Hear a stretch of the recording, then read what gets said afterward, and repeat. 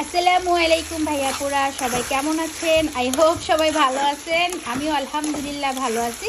সেই তো আজকে গরুর বট বা ভুঁড়ি যাই যেটা বলেন, এটা রান্না করতেছি। আপনাদের ভাইয়ার মানে আমার হাজব্যান্ডের অনেক বেশি পছন্দ এই গরুর বট। তো আমরা যে কুরবানি দিছিলাম ওই কুরবানির বট আমার এখনও আছে। তো আমাদের কুরবানিদের বট অনেক ছিল, তো এক প্যাকেট আমার ফ্রিজে ছিল, আমি খেয়াল করি নাই। তো আজকে দেখি যে এক প্যাকেট বট আছে ফ্রিজের মধ্যে। তো আবার তো কুরবানি চলে আসছে ইনশাল্লাহ, তখন আবার বেঁচে থাকলে আবার কুরবানি যখন দিব আমরা গরুর বট পাবো। তো আমেরিকাতে এরকম ফ্রেশ বট দোকানে পাওয়া যায় না, যেগুলো পাওয়া যায় এগুলোর মধ্যে মেডিসিনের স্মেল করে, ভালো লাগে না।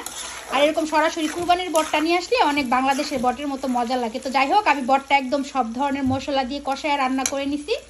এই যে এখন আমি ভাজা পটেটো দিয়ে দিলাম। তো আমি ফার্স্ট বটটা ভালো করে একদম ভাজা ভাজা করে নিছি।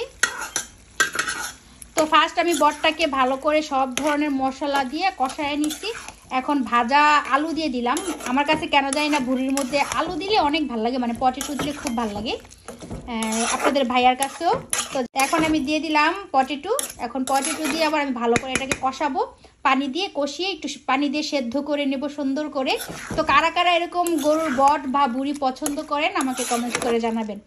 অনেক অনেক ভাইয়াপুরাই আছে গরুর বট খায় না, ঘেন্না করে, তাদেরকে বলবো না, যারা পছন্দ করেন শুধু তাদের জন্যই আমার ভিডিওটা। একটা সময় ছিল আমি নিজেও গরুর বট খাইতাম না, আমার ঘেন্না লাগতো। একদিন খাওয়ার পর থেকে আমার এত টেস্ট লাগছে, এরপর থেকে আমি গরুর বট খাই। একটা টাইম ছিল আমিও গরুর বট খাইতাম না, ঘেন্না করতাম। আর এখন তো পাইও না, বছরে একবার যখন কুরবানি দিই তখন গরুর বট পাওয়া হয় আমাদের, এছাড়া তো গরুর বট পাওয়া হয় না।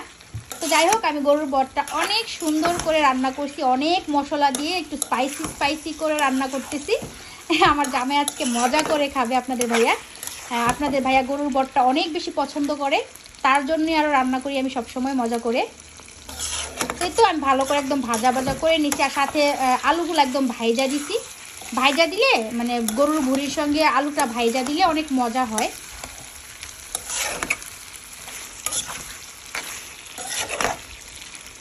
এই তো এখন উঠানোর আগে আমি কিছু আস্ত কাঁচামরিচ দিয়ে দিব, একটু পেঁয়াজ বেরেস্তা দিব, আর হচ্ছে একটু গরম মশলা পাউডার দিব, দিয়ে উঠায় ফেলে। অলমোস্ট হয়ে গেছে আমার গরুর বটটা। জাস্ট গরম মশলা পাউডার আর হচ্ছে কাঁচামরিচ আর একটু পেঁয়াজ বেরেস্তা দিয়ে জাস্ট উঠায় ফেলবে। তো ঠিক আছে ভাইয়াপুরা, আমার রান্না অলরেডি ডান। জাস্ট এখন কাঁচামরিচ মশলা দিয়ে দিব। তো কার কার গরুর বট পছন্দ কমেন্টস করে জানাবেন। আজকের ভিডিওটা এই পর্যন্তই, সবাই ভালো থাকবেন, আল্লাহ হাফিজ।